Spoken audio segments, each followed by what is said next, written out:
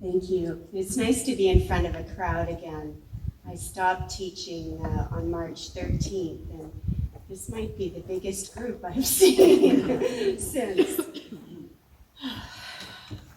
So this is a short piece that I have been working on for a couple of years.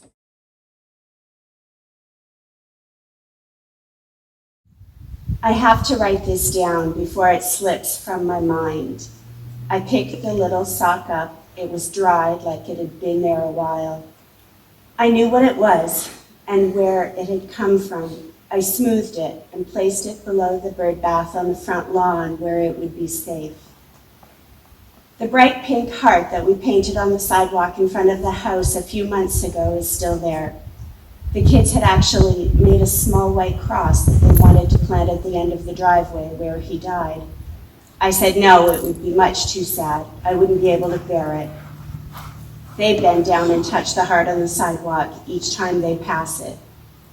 He would have been 7 next month, maybe August 9th. I have it written down somewhere. I hear a car. I can tell from the sound of the engine that it's going too fast. The driver would say they aren't going as fast as it sounds, but they are. They just don't know it yet. Years ago, it occurred to me that if one of our kids died, I would be able to turn back time. Through sheer force of will, I would make the world jump back, take it all back somehow, and set things right. I didn't know then how this would happen, but now I know it is certainly possible in this quantum mechanic universe where all possible outcomes are realized. Perhaps it's like holding what seems like a single sheet of paper.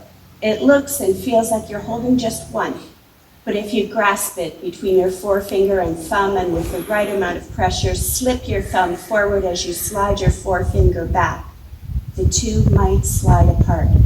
Be quick and careful. Move your consciousness cleanly and decisively at the right time, and you glide from one plane to the other. If you miss, if you jump too late or don't push hard enough, or if you ever look back, you fall into madness. Each time a choice is made, that moment splits, and multiple timelines supposedly proceed forth from it. Well, I don't actually know this, but I believe it. In the days of howling devastation after Digby's death, I thought I hadn't been able to do it. I thought so until this morning when I picked up the small sock. I remember now that I had seen it before, but purposely left it there where he had left it. I hadn't wanted to touch it until now. Digby probably coughed a few times, then vomited it up. As I picked up the sock, everything was clear. The story is already starting to fade from my mind, so forgive me if I rush. I'm trying to get as much down as I can before it fades. I remember telling someone else who drives too fast on their quiet street and says that the car appears to be moving faster than it's really going, that I hoped he would be lucky and hit a dog someday. Not because I dislike dogs, but because I hoped he would have the fortune of knowing how a small and playful living being can dart out from behind a lilac bush or up from a ditch and into the path of a car and get hit and die or be crushed and irreparably damaged. If he was lucky, the living being would be a dog or maybe a cat and not a child, and he would drive more slowly after that and be saved the tragedy of stopping the heart of one of his neighbors, setting in motion another course of events.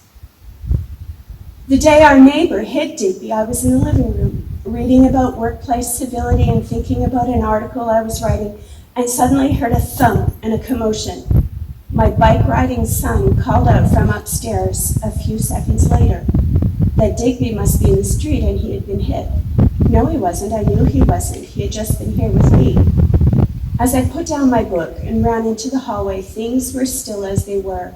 I rushed past my collection of hearts on the wall, past my collection of samplers that say "Home, Sweet Home," and under the felt garland of mistletoe that hung over the door long past Christmas, and then everything changed. I ran through the door, and there was Digby lying on the sidewalk, safe from harm, head raised. He was calm and perfect, though he needed a haircut that was scheduled for the following week. I sat down cross-legged, cradling him, his body still oddly lying on the sidewalk, a neighbor standing over him. Another woman stood in her doorway, shrieking in the arms of a friend. Digby laid his head in my lap, and I ran my fingers through his long curly hair. He never raised it again. The shrieking woman was hustled into her house. After a long while, a few minutes perhaps, I realized he was dead. A car was stopped in the middle of the street. Someone who must have been the driver had walked over, standing safely 5 yards away. She asked what she should do. I said it wasn't her fault. We had done everything we could to keep him safe. We don't know how he got outside. She cried. I said it was okay.